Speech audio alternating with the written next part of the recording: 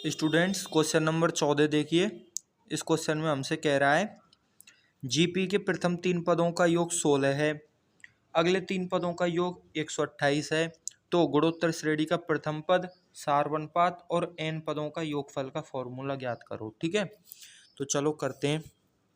देखो, एन पदों का योगफल जब प्रथम पद और सारवनपात आ जाएंगे ना, तो फॉर्मूला क्या पूरा मतलब वही आ जाएगा, योग ही आ जाएगा। ठीक है, अब देखो यहाँ पे इसको सॉल्व करते हैं। देखो, प्रथम तीन पद हमने मान लिए यहाँ पे ए कॉमा ए आर स्क्वायर। ठीक है, ए अपॉन आर ए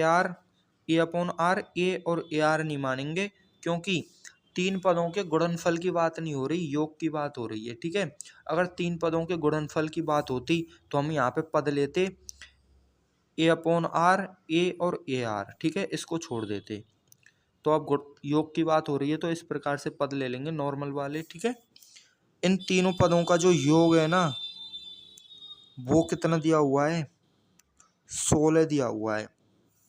फिर वो हमसे कह रहा है अगले तीन पदों का योग 128 है, यानी कि इससे अगला पद कौन सा होगा, ए आर क्यू चौथा पद, फिर पांचवा पद ए आर की घात 4 प्लस पांचवें पद के बाद छठवां पद ए आर की घात 5 बराबर दिया हुआ है उसने हमको 128। ये दो समीकरण दिए हुए हैं उसने हमको।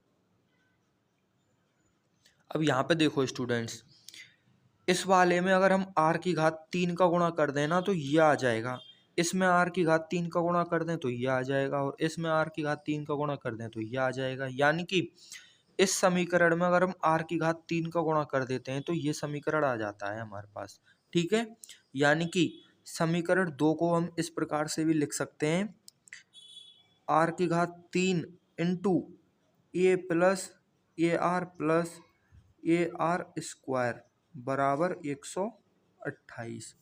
यानी कि इस पूरे समीकरण में से हमने r की घात 3 कॉमन ले लिया, तो हमारे पास पहला ही समीकरण आ गया अंदर इधर की साइड। ठीक है, तो अब हम क्या करेंगे, यहाँ पे r की घात 3 इज इक्वल टू समीकरण एक से क्या करेंगे, इस पूरे का मान 16 जो है वो हम उठा के यहाँ पे रख देंगे। तो ये 16 यहाँ रख दिया हमने, बराबर आ गया 128, और r की घात 3 बराबर आ गया 16, सॉरी r की घात 3 बराबर आ गया 128/16। 128 को अगर हम 16 से काटेंगे ना तो हमारे पास आ जाएगा 8, 16 अट्ठे 128। ठीक है, यानी कि r की घात 3 बराबर आ गया हमारे पास 8, और हम जानते हैं जो 8 की वैल्यू होती है वो 2 की घात 3 के बराबर होती है, यानी 3 से 3 कट गया, r बराबर आ गया 2। ठीक है, यानी कि r बराबर 2 आ गया हमारे पास। अब हमको a की वैल्यू निकालनी है, यानी प्रथम पद की वैल्यू निकालनी है। जरूरी नहीं कि सारवनपात बाद में पूछ रहा है तो पहले सारवनपात नहीं आ सकता, पहले सारवनपात भी ज्ञात हो सकता है, कोई दिक्कत नहीं है। ठीक है, तो अब हम प्रथम पद निकाल लेते हैं। देखो, इस समीकरण में या फिर इस समीकरण में r बराबर 2 रख दो। ठीक है, तो पहले में ही रख देते हैं। तो पहले समीकरण में, फर्स्ट समीकरण में r बराबर 2 रखने पे हमारे पास आ जाएगा a प्लस 2a प्लस 2 का स्क्वायर 4 हो गया, तो 4a बराबर हो गया 16। यानी कि 4 और 2 6 और 1 7, 7a बराबर आ गया हमारे पास 16। यानी कि a बराबर आ गया हमारे पास 16/7। तो प्रथम पद भी आ गया हमारे पास, सारवनपात भी आ गया हमारे पास। अब n पदों का योग निकालना है हमको। ठीक है, अब n पदों का योग देखो क्या आएगा हमारे पास। देखो, पदों की संख्या नहीं दी हुई हमारे पास, तो कोई बात नहीं, हम n ही मान लेते हैं। तो हम यहाँ पे लिखेंगे SN बराबर a इंटू आर की power n-1 upon r-1। a की वैल्यू रख दो 16/7, r की वैल्यू रख दो 2, यानी कि 2 की घात n और -1 अपॉन 2 -1 करेंगे ना तो वो 1 ही हो जाएगा। यानी कि ये हो गया हमारे पास 16/7 इंटू 2 की पावर n-1। ये जो है हमारे पास SN आ गया, n पदों का योग आ गया। ठीक है, आप चाहो तो इसको चेक भी कर सकते हो कि सही है कि नहीं है। अगर हम इसमें n की जगह पे 3 रख दें ना, तो 3 पदों का योग जो है वो 16 के बराबर आना चाहिए। तो इसमें n की जगह पे 3 रख दो, तो 2 की घात 3 हो गया 8, 8 में से 1 माइनस किया तो 7 आ गया, फिर पूरे 7 से ये 7 कट गया, 16 आ गया, यानी 3 पदों का योग 16 आ गया, यानी ये फॉर्मूला जो निकला है ना ये सही निकला है। ठीक है, तो इस प्रकार से जो है क्वेश्चन नंबर 14 कंप्लीट हो गया। स्टूडेंट्स 8.2 का क्वेश्चन नंबर 15 देखिए। किसी गुणोत्तर श्रेणी का प्रथम पद 729 है तथा उसका 7वां पद 64 है, तो 7 पदों का योग ज्ञात कीजिए। ये क्वेश्चन नंबर 15 है। ठीक है, तो चलिए इसको करते हैं। उसने हमको दिया हुआ है कि प्रथम पद जो है वो 729 है। उसके बाद देखो उसने दिया हुआ है 7वां पद है A7 जो है 64 है, यानी कि 7वें पद को हम यहाँ पे लिख सकते हैं AR⁶। ठीक है, ये हो गया। उसके बाद हमसे बोल रहा है कि 7 पदों का योग निकालो, यानी कि S7 हमको निकालना है।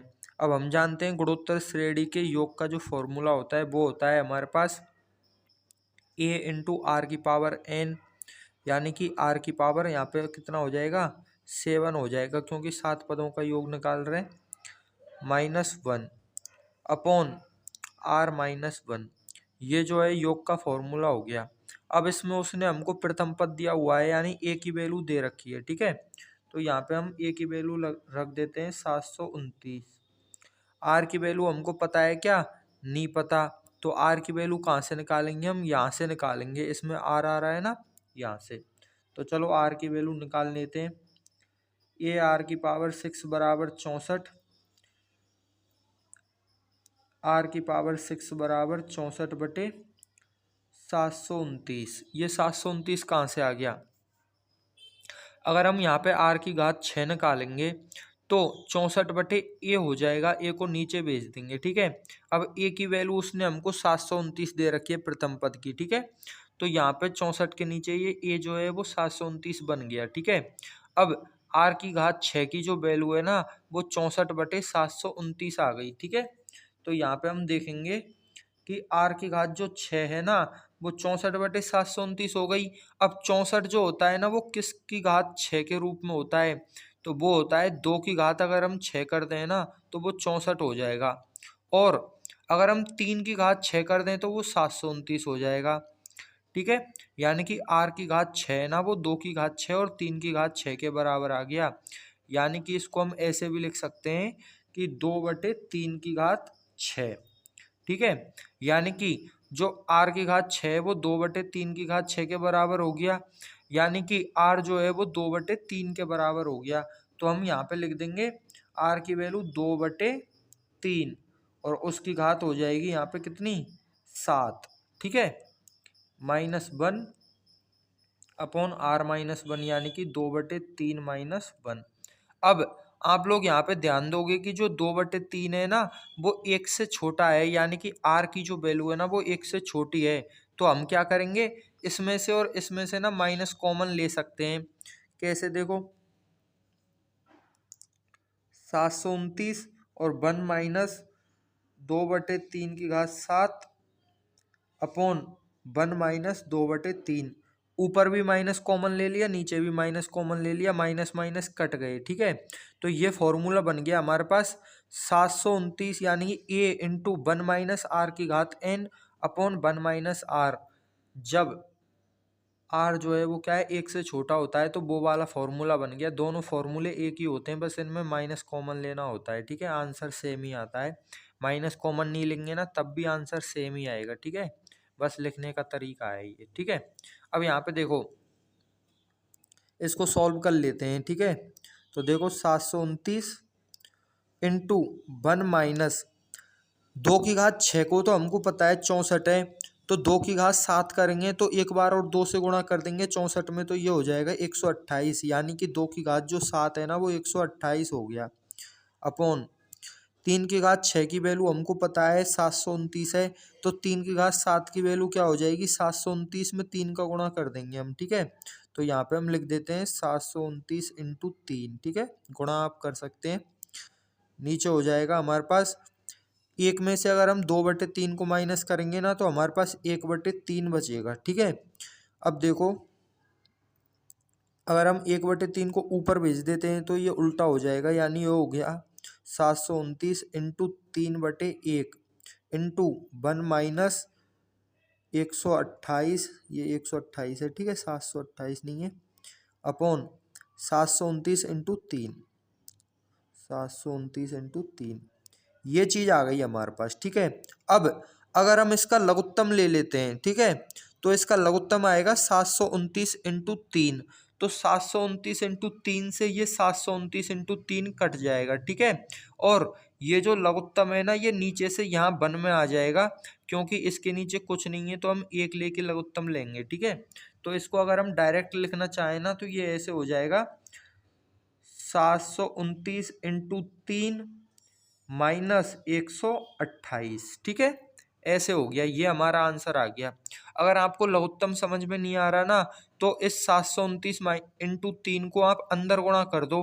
तो 729 इंटू 3 को अंदर गुणा करेंगे तो 1 से गुणा करेंगे तो ये सेम टू सेम आ जाएगा, माइनस 128 से जब इसको गुणा करेंगे ना तो नीचे वाले से ये कट जाएगा और 128 बच जाएगा, यानी कि ये चीज आ गई हमारे पास, ठीक है।